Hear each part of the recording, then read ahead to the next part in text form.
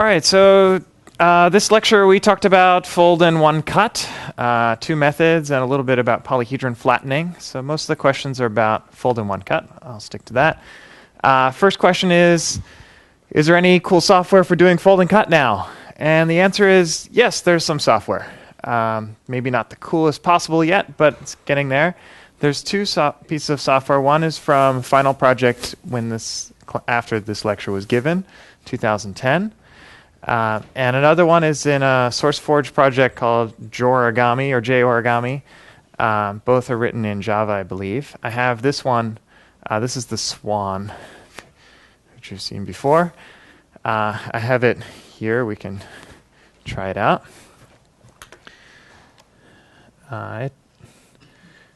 It's not online yet because I could use some improvements, but it's already pretty cool. So you can take something like, I don't know, the angelfish here, and if you like, you can. It has an editor, so you can move your polygon around. Then you can say, okay, please give me the straight skeleton for straight skeleton only, and it will update on the fly and gives you some nice intuition about how that works. I know that looks weird that it goes up that way, but that is correct because it's bisecting this edge and some edge, this one, I guess. Yeah, they meet out here, and then you go that way. So you can play with that, and then you can add in the perpendiculars too. Takes a little bit longer, so the refresh may not be as immediate, but it works. You can get some really complicated behavior in there. There's some spiraling in, spiraling out, but it's fairly well behaved. And you can... here's one of the simpler spiraling examples. Pretty much however this one is stable under perturbation, more or less. If you move the vertices all a little bit, it should continue spiraling. Looks like that one's a little bit degenerate. So we'll go around, and as you get bigger and bigger pieces of paper, you'll get more and more creases. This I should mention, you can you can add new vertices as well. You can draw a polygon.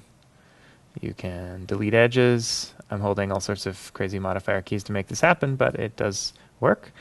The one other thing you can do is snap to a grid. This is probably hard to see, but there's a square grid underneath. And if you hold down Alt, it snaps to a square grid.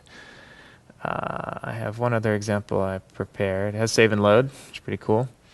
And this example is one of the dense instances, although this one has rational multiples, so it doesn't actually go forever. Because I drew it on a grid so that I could get all the horizontal and verticals. And you can see in particular it stops here because at some point it gives up and reflecting perpendiculars says that's enough, I won't draw anymore. So it's fairly robust in that sense. Occasionally it's using some straight skeleton code they did not write, and it has some issues when you have really degenerate situations, which they tried to mitigate, but occasionally it's not perfect. But there are lots of possible follow-on projects to this work. Improving the user interface, actually putting it on the web for people to play with, I think would be super cool. Alternatively, could port it to JavaScript. Right now it's in Java, and make it even more accessible, run on iPhones and things like that. And I think still one of the questions I posed in lecture was, can you make a nice interface that would let you force degeneracies? Make, like in, I think the Swan has instances of this, where you'd like more than three skeleton edges to come together at a point. Here they almost do. And it'd be nice to be able to say, for it to like snap to a position where many things come together, because that in general reduces the number of creases substantially. You could also try to compute the folded state. That would be another interesting project based on what we're going to talk about in a little bit. Of folding the underlying structure of corridors, and then you can compute a crease pattern. There you have various choices, and that lets you throw away some of these creases. Like this is much messier than the Swan crease pattern that's on my web page, because you don't need all of these folds. If you choose the right subset of folds, you can save a lot of time. So still lots of cool projects to do here. It'd be great to get this software online, but that's its current state. Next question is, what about odd degree vertices? This is actually a pretty natural question.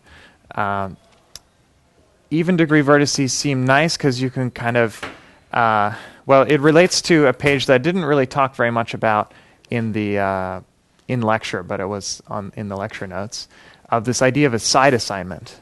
So in general, if you have something like a swan, there's the inside of the swan, the outside of the swan. In general, you have a bunch of regions. And for each region, you'd like to know, is it above the cut line or below the cut line, if you imagine the cut line as horizontal. And in general, the side assignment would specify, do I want my region above or below? And you can do whatever you want. Now, with even degree vertices, this is great. You can just alternate around and say above, below, above, below. With odd degree vertices, you can't. So you're going to have two regions that are adjacent to each other, which are both above or both below. So what does that mean? It means it's a little bit hard to cut. And there's actually two models of cuts. There's scissor cuts, which are in particular what the question poser had in mind, and probably what you might have had in mind in general, where the cut you're going to make separates material from above and below the line. So this is the cut line here. And it would be really nice if you have material on both sides, because that's usually how scissors work. They tear apart material. An alternative is that you have a mathematical cut. And a mathematical cut can cut right along a crease line. So it could be you have two polygons. There's a fold here between them, and you can cut right along that line. Maybe I shouldn't draw scissors. Imagine a laser beam which can zap right along the line. So there's no material on the left side of the line, just material on the right, but yet it separates the two things on the right.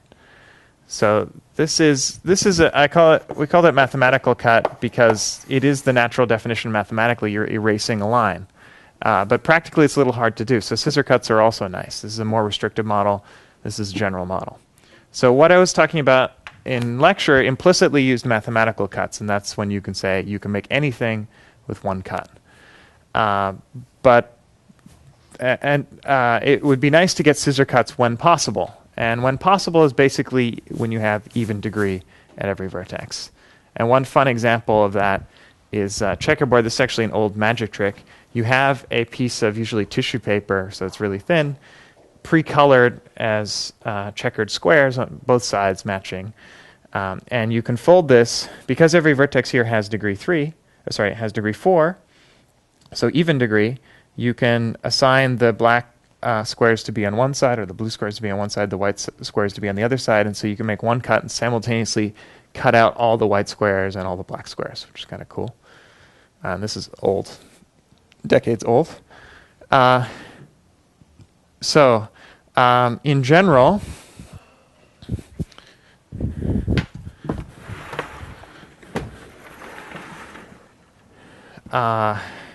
you can do something with scissor cuts,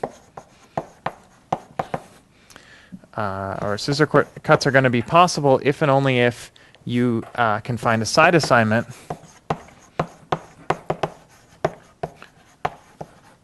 that sort of alternates between above and below the cut line. Meaning when you have two regions, you don't want them that are adjacent, you don't want them both to be above and below. You'd like one to be above, one to be below. And this is what's called a phase 2 coloring in planar graphs. You want to color the faces, the regions of your graph, with two colors such that no two adjacent cells have the same color, no two adjacent faces have the same color, and that turns out to be equivalent to having all vertices of even degree. So this is why that question was asking about odd degree, because indeed with scissor cuts, you can't do odd degree. There is a fun fact, though, that relates these two things. I mean, so if you have even degree, like polygons, which is a typical case, scissor cuts should be possible. For mathematical cuts can do everything. What if I have something that has odd degree vertices, but I still want to use scissor cuts? Well, then it turns out two cuts are enough pretty much, that if you have I'll call it a two-edge connected planar graph,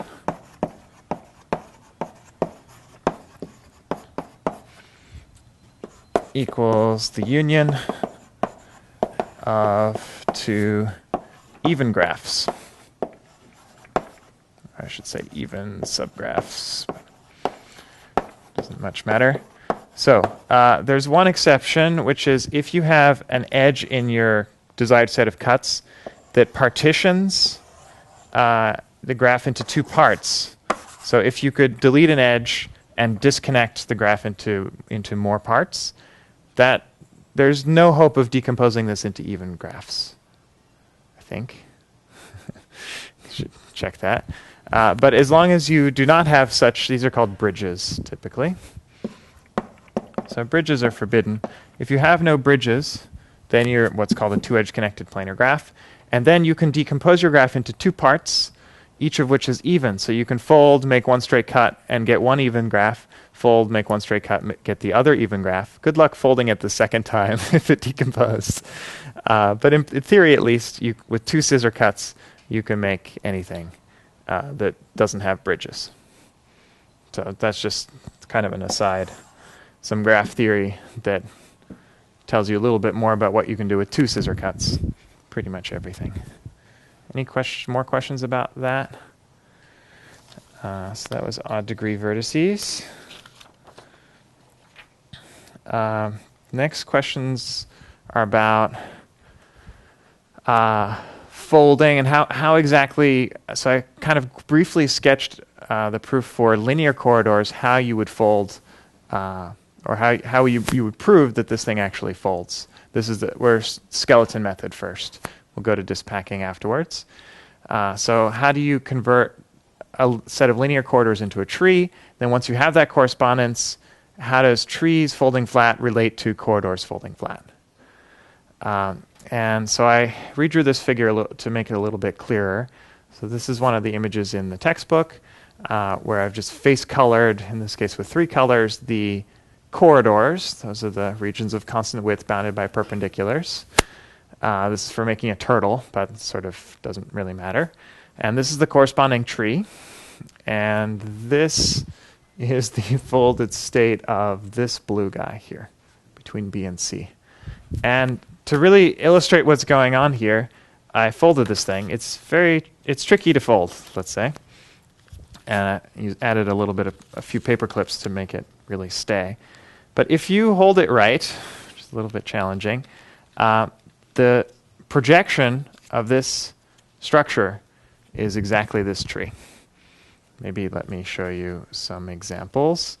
Out here, for example, this flap is labeled AB, so it corresponds to this flap, and it corresponds to the material here between A and B.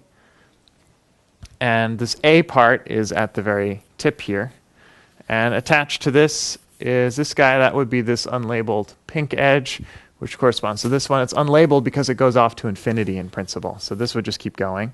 This one turns around right here. Then there's this edge, this bit of material. Sorry, it's probably easier for you to see from that side. And that corresponds to this BC part, which is exactly this folding. And if I laser cut or even scissor cut down these two lines and just cut out that little folded part, it would look exactly like this. So conversely, I mean, I was sort of begging the question by assuming I could fold this thing. If you don't know how to fold this thing, you can go in the reverse direction and figure out how to fold it by first modeling these corridors as a tree. How do you do that? It's just like in the tree method, going from a crease pattern from the tree method to the shadow tree. Except there we were given the shadow tree as input. Here we have to compute it. But it's like what you solved in the problem set. Is it 1 or 2? For each of these corridors, it has fixed width, so you make an edge of that length. It's not quite drawn to scale here. This has been scaled up by roughly a factor of 2. So this length becomes this length, and you label it the same thing. This connected component of perpendiculars, A, goes to that point. The connected component of perpendiculars here, this thing, which branches, all of that is B. It's like a hinge in the tree method. So that's going to be a hinge between this flap and two other flaps, whatever touches the B perpendicular. So there's this pink one, and there's this cyan one. Cyan one is here. It's attached to whatever C is attached to. So here's C. It branches off here, bounces around. All of that C, and it's adjacent to the blue thing we just did, the yellow and the pink. That's this yellow and this pink, connecting to D and G, and so on through the thing. So it's actually really easy to map from here to the tree. Just every corridor maps to an edge. Every connected component of the perpendicular graph maps to a point. And what that means, then this is the projection. It will always look exactly like this. You'll be able to independently manipulate each of these corridors as a flap. And individually, it's pretty easy to fold each corridor. It just looks like this accordion thing. So the faces will be stacked linearly in order from back to front, and it'll be really clean. They'll all line up in this nice vertical strip. And then all you have, so that's easy to prove that it exists. I'm sketching the proof now. And then all you have to do is attach them together. So basically you take this tree view, you fold it flat. Here I can fold it flat just by collapsing the top and bottom. Then I replace each of these edges with one of these vertical accordion strips. And then I just need to check that at each vertex I can actually attach everything that needs to attach without getting crossings. So that's the one part of the proof I'm not going to show you because it's kind of tedious. But basically, because this structure was planar, because it came from one sheet, you can show there's not going to be any crossings there. All of these layers, each of these edges expands to be many layers, and the layers will nicely connect together. So that's the sketch of that proof. Any questions? This is for just linear corridors, not circular ones. Okay. Cool.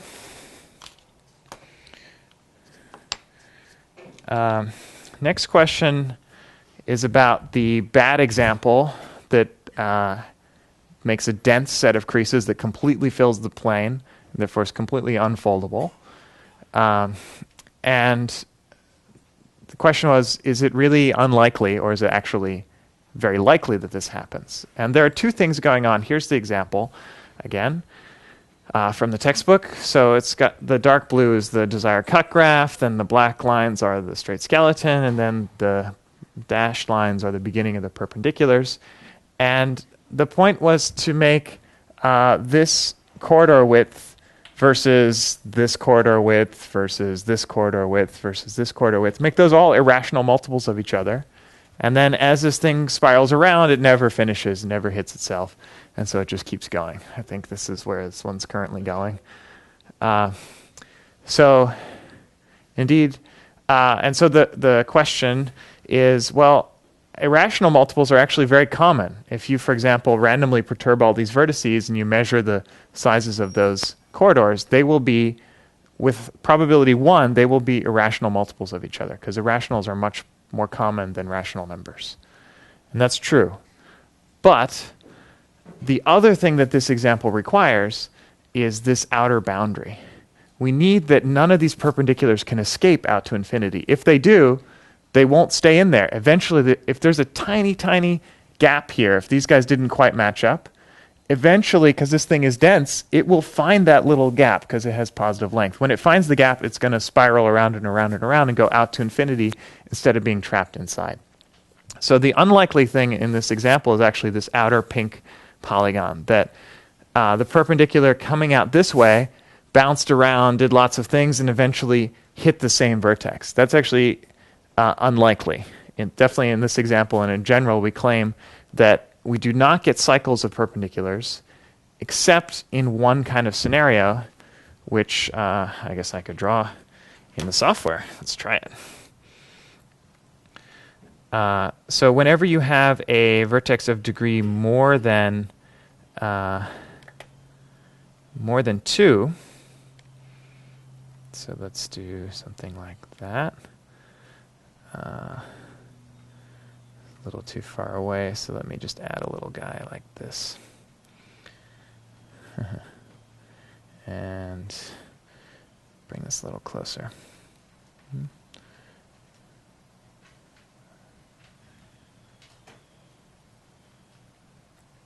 Okay, this has got a lot of spiraling. Let's make it a little bit cleaner here. That's actually kind of degenerate, but the point is, if here I have 3 cut edges, I've kind of made them roughly equal so this doesn't get huge. But in general, if you have any straight skeleton vertex and you reflect it around those these bisectors, you will always come back to where you started.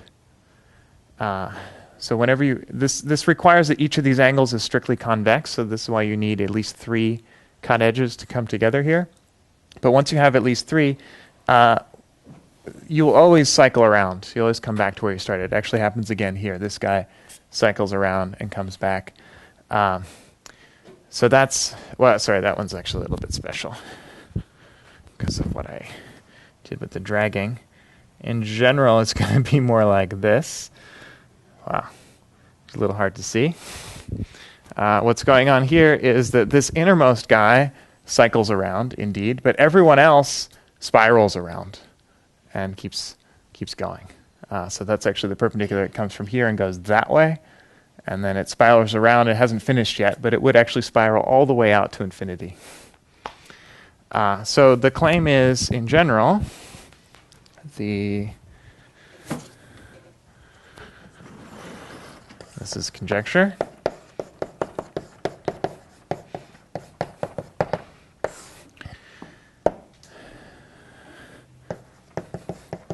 With probability 1, if you randomly perturb the vertices slightly, the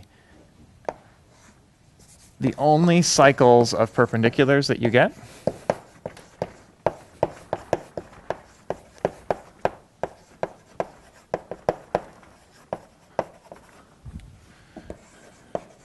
are around a single vertex. So something like this example, which we saw, where there was a straight skeleton edge here, here, and then this guy, I guess I should draw all the skeleton edges.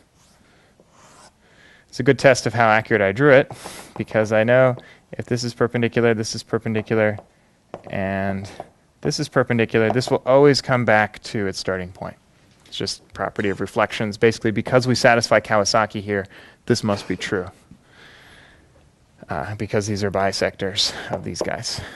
So this has to happen. The claim is that's the only situation it happens. And if this is all that happens, you can prove there's no density, and in fact, it folds flat. So this is the good case. Unfortunately, when we make real examples, we like degeneracies because they reduce the number of folds. So the theory says avoid degeneracies, just perturb things slightly, then it's guaranteed to fold. But in practice, you want to add degeneracies just carefully so that you don't get dense behavior like the weird example I showed you. So that's clarification why we think this does not happen. Why we think with probability 1 things are good. But sadly, we can't prove this. Maybe we'll work on it in the open problem session. I think it's tractable. Just haven't worked on it in a long time. Questions? Okay, so the claim is if you perturb this example, everybody will escape out to infinity, like in this spiral. Okay, so I think this is the end of the skeleton method, but before we go on, I want to show some examples. So problem set, we're up to 4, which will go out later today. One of the questions is design your own folding cut and draw it. So you probably want to draw it in a program like Inkscape or Adobe Illustrator that has good snapping, so you can find intersections and things like that and compute angular bisectors as in ruler and compass. And these are some examples from 2010, same question. There are lots of them, but I chose 3. They're particularly cool. This one has a line of symmetry. You get Fish Bone by Xi, who's a PhD student in the Media Lab. This is by Sarah Eisenstadt, who's a PhD student in CSAIL. working on folding things. Witch's hat. It's pretty cool. Fairly simple. You have to fold your example, so it can't be too complicated. And then Jason Koo, who we saw the guest lecture by, wasn't sufficiently impressed by my jack-o'-lantern, so he made a really complicated one and folded it. So those are some inspiration points. And I thought I'd show you a magic trick, which is one of the sources for inspiration for the fold in one cut problem. So I need a piece of paper.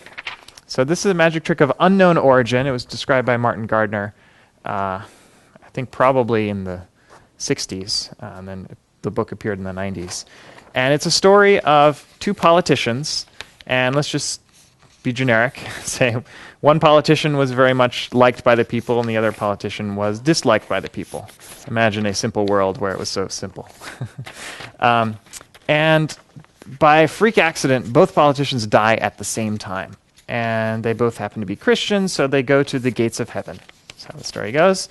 And they arrive at the gates of heaven. I guess St. Peter is the keeper of the gates. And St. Peter says, well, not just anyone can get into heaven. You have to have a ticket.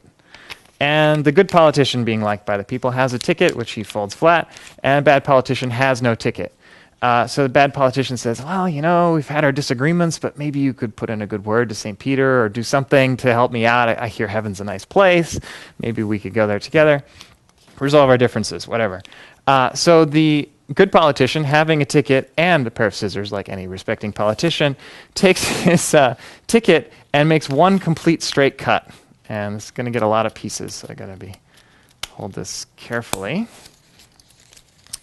So put that down, and he hands all these pieces to the bad politician. Says, "Here you go." Bad politician has no idea what they're for, so he hands them to St. Peter. St. Peter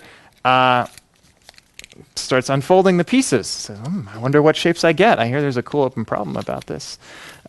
So it's a little hard to do without a table, so I'm going to have to use the board. First we get the letter H. Then we get, do it right.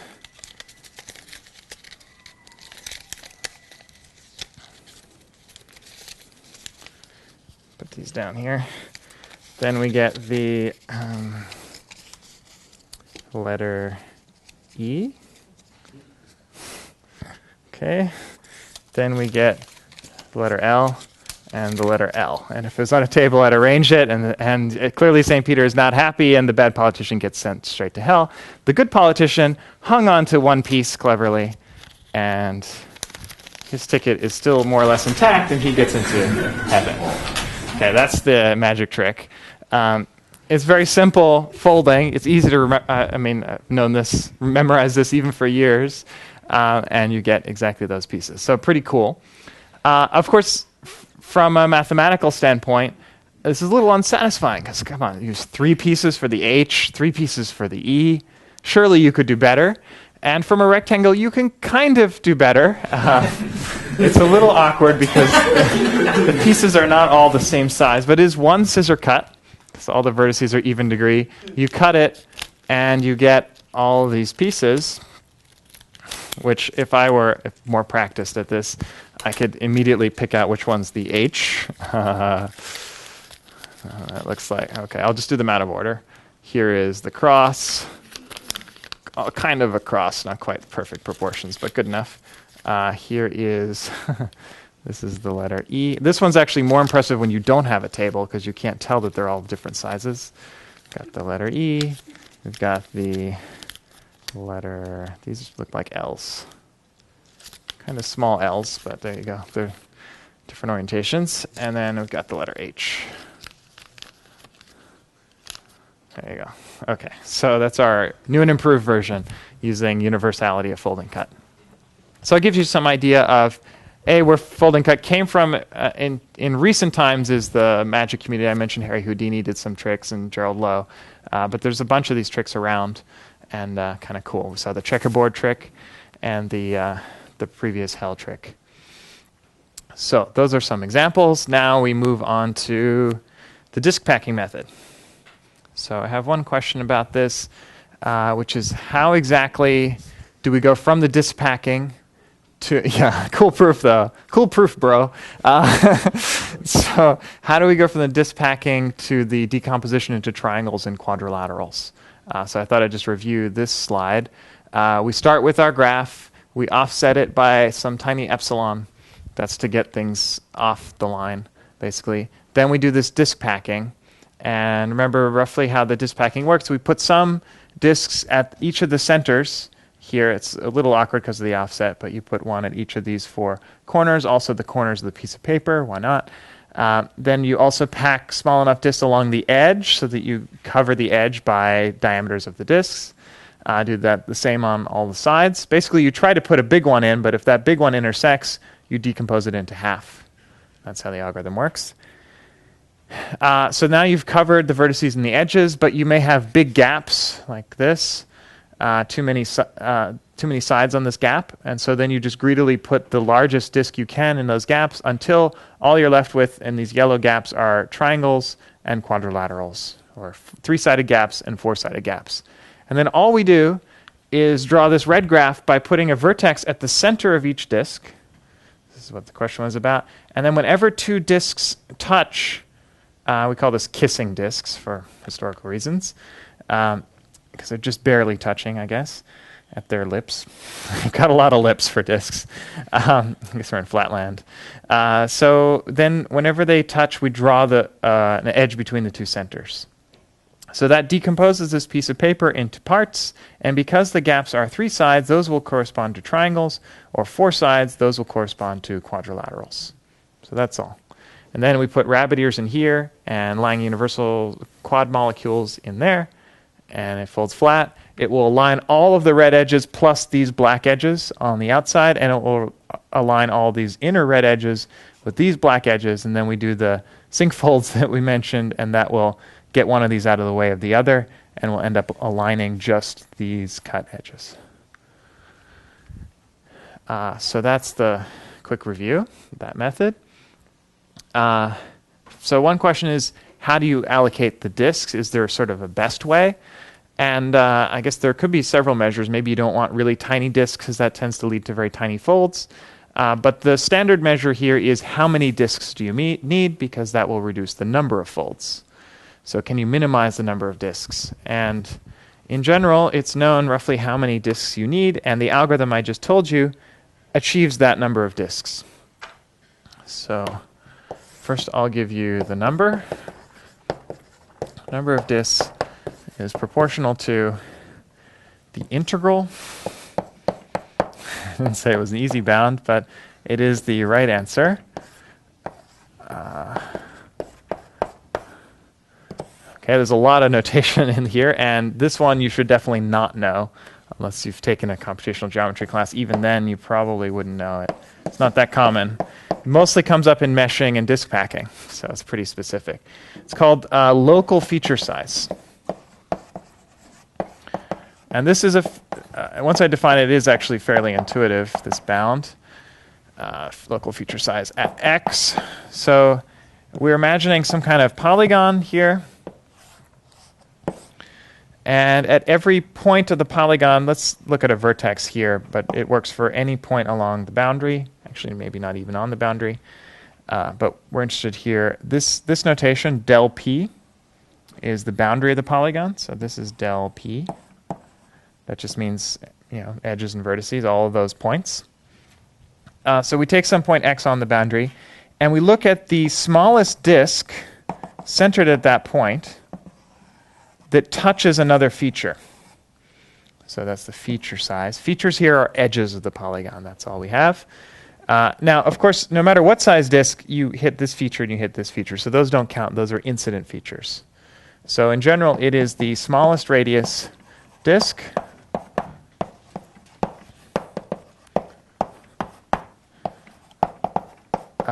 that hits a non-incident feature. Non-incident feature, which is an edge. So here, as soon as the disk gets this big, it hits this edge. And so that's the local feature size is this radius. Okay, in general, for every point, you can draw some size disk. So over here, it's going to be a little bit bigger. You can maybe get up to here. Actually, I guess it should be non-adjacent. So it's going to be a little bit awkward. I also don't want to count this edge, because if I'm right here, that feature size is super tiny, and I don't want LFS ever to be 0. So you also have to skip the adjacent edges, which means the local feature size at this point is going to be more like, hard to draw circles. It's going to be more like that distance. That's when you hit a non-adjacent feature. Sorry, so you have to exclude this edge that you're on and the 2 adjacent ones, otherwise this definition doesn't quite work out. So then you measure this for all points. There's infinitely many, of course, continuum along the boundary. That's the integral over x in the boundary of P. And you take 1 over the local feature size of x, and you integrate that for all x. It gives you a number, and it turns out some constant times that number is the right answer. The algorithm I achieved, which I described, which is put the biggest disk you can or divide in half if you can't, will get within a constant factor of the best possible bound of all possible disk packings. So this is pretty much known. You can get within a constant factor of the optimal disk packing if you're counting disks. Not a great number. I can't say there's n disks or n squared disks because you just can't do that. If you have, I don't know, if you have a piece of paper and some really long, here's your cut graph, doesn't quite go to the ends though, then you've got to have a tiny disk here, and that's going to require you to have a bunch of disks. Even though this has constant size, you're going to need, I don't know how many disks here. Especially if your paper is really narrow, you're going to need a lot of disks. That's the best you can hope for disk packing. I actually brought a little example of something like that, where you have, your goal is just to cut out a single segment in the middle of the paper. This is to illustrate odd degree vertices. These are degree 1 vertices. You might think, wow, it's impossible for me to cut this thing without, I don't know, just cutting. I could cut with my X-Acto knife from here to here. But if I want to make a complete straight cut, you can fold it like this. This is what the skeleton method would give you. You fold it like this, and then you use your laser to cut right along the line. With scissor cuts, it's not so bad, right? I cut slightly in. It's pretty much cutting along a line. Just not quite. Oh, man, tiny mistake. So I cut off a line, slightly thicker line, and I get my slit in the paper. So, I mean, mathematical cuts are not really that bad. You just are cutting a slightly larger version than the single slit that you wanted to make. Just have to cut very carefully. Okay, that was number of disks. Next question is, how does all of this relate to the tree method? This is kind of a neat question. Both methods, skeleton method and the disk packing method, relate to the tree method in different ways. So I thought I would talk about that. So first, let's compare the disk packing method, which we just talked about, to the tree method. Both of them use universal molecules. This one only uses universal molecules for triangles and quads. We know in general universal molecule works for any convex polygon. This is an example of a pentagon, and it works. It has a gusset to get the tree lengths right. Here we use gussets to kind of get the tree lengths right. As you may recall, we want the perpendiculars to go to the disk kissing points, those tangencies, because then they align with the others, and then we never get perpendiculars spiraling or doing other bad things.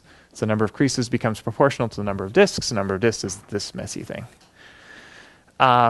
So that's that. Let's see, what else?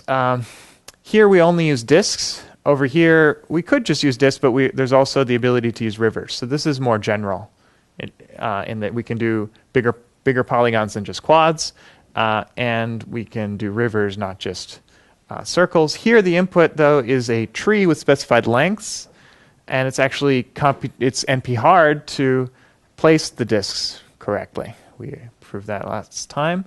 Over here, the input is a polygon. It's already been embedded on the sheet of paper. There's no really hard decisions here, except you have to fill the paper with disks, but that's not so hard.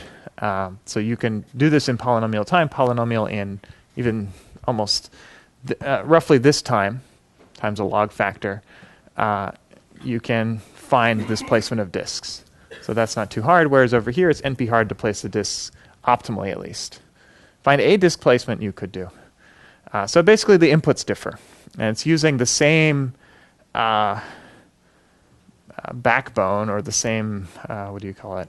It's a front end, the same back end, I suppose, where we're after we've decomposed into a bunch of molecules, you just fold the molecules and you're basically done. Here we have to do some sinks at the end. But it's using it for different purposes. Otherwise, they are very similar. And indeed, this is inspired by that. Okay, so that was the disk packing method. Then there's the straight skeleton method. These look much more different, but in fact, they are quite related. If you do fold and cut on a convex polygon, it gives you roughly the universal molecule, just with no gussets. So here, neither one is more general than the other. The universal molecule is more general in that it has gussets, which lets it control the tree topology you get and control the lengths you get in the tree. Over here, we saw that the tree just happens. You can't control the tree. It's just a tool to prove the shadow tree. That's just a tool to prove that it folds flat. But you can do non-convex polygons, which is much more general than convex polygons. So they each have their own sort of unique claims to fame. Natural question is, can you combine them? And in fact, you can. And this was, you may remember a bunch of lectures ago, I think lecture class 4 or so, I showed this slide of the meat of Origami Design Secrets Volume 2, or second edition rather. There's tree theory, which we talked about. There was the box pleating tree theory, which we briefly showed.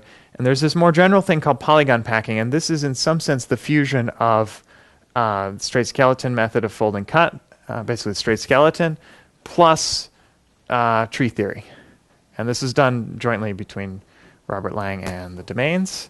And here's an example of kind of what it looks like. It's a little hard to see here, but I will point out, if you look at the blue lines, which are kind of the cut lines, here, of course, they're the active paths. This guy is non-convex. And if you look at the red stuff in there, it is exactly the straight skeleton of that polygon. So those red lines are the straight skeleton of this blue thing. So there you go. You've got the fold and cut straight skeleton being used in that setting. You've got perpendiculars all over the place, which is an annoying feature of the skeleton method. It is inherited by this method.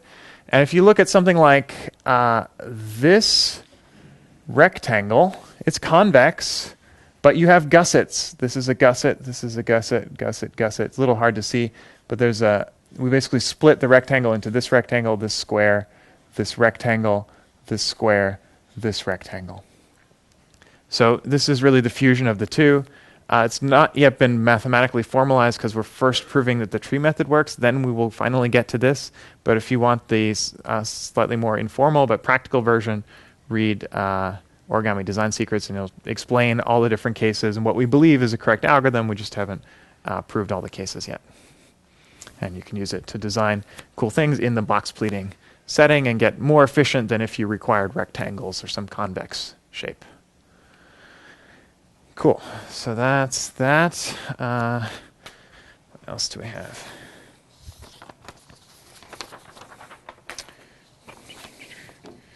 I have one, almost done. One cool open question posed by you is, what if instead of cutting with a straight line, I cut with a constant curvature line?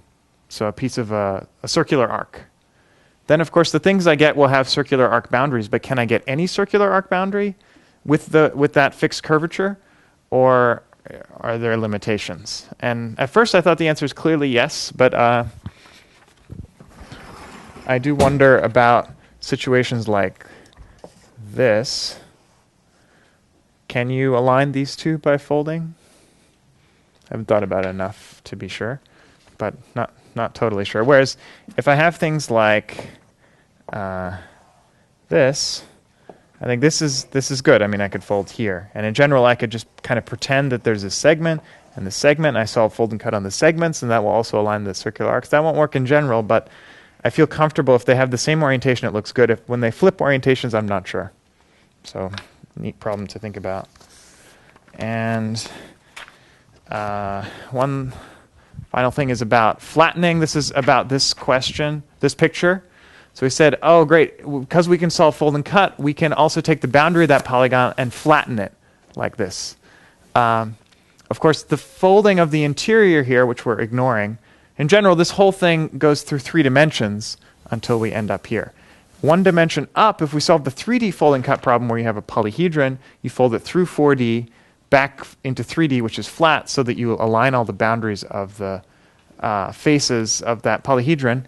And then just take the boundary of that motion. It's like flattening a polyhedron, like cereal box or whatever.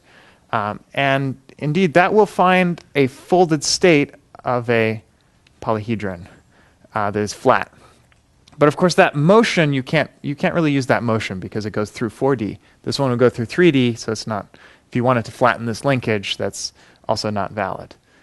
So you get a folded state, but you don't get the folding motion if you could solve 3D fold and cut. Our current state is we don't know how to solve 3D fold and cut. We do know how to solve polyhedron flattening. So this relation is just kind of interest, not doesn't imply anything super useful. An open problem is, so we know how to solve polyhedron flattening as a folded state. What we don't know so much about is folding motions. There is a recent paper from just last year which will continuously flatten by continuous motion any convex polyhedron, but non-convex polyhedra we still don't know. These are roughly hand-drawn figures. An interesting project would be to actually animate their motion. I think it would look pretty cool and be much more convincing that it works. I mean, I am convinced that it works, but it's a lot harder to see visually from these pictures. It'd be really cool to see the motions, the actual continuous animation. And a couple last project ideas. One would be to make a fold and cut alphabet like the maze software that you just used. It would be fun if you just type in a message and out comes the crease pattern. This is sort of like a special case of a fold and cut design tool, but in letters it's a little bit easier. And a different challenge would be if I just want to be able to fold a single letter at a time, can you always do it with simple folds? So can you design an alphabet that is simply fold and cuttable? That would be even nicer. And there's some magicians who worked on that, but they couldn't get all the letters. So it'd be nice to do with just a few folds any letter of the alphabet and any digit. This is one we did for a conference in honor of Martin Gardner, Gathering for Gardner 5, back in 2002. And here's another possible idea for a project, although mostly it's an excuse to show you really cool pictures. This is Peter Callison, and he takes usually A4 sheets of paper, cuts them with probably an X-Acto knife or something, and then from that material that he acquires, builds a 3D structure on that sheet. So you see all the material that was used. And these are just amazing.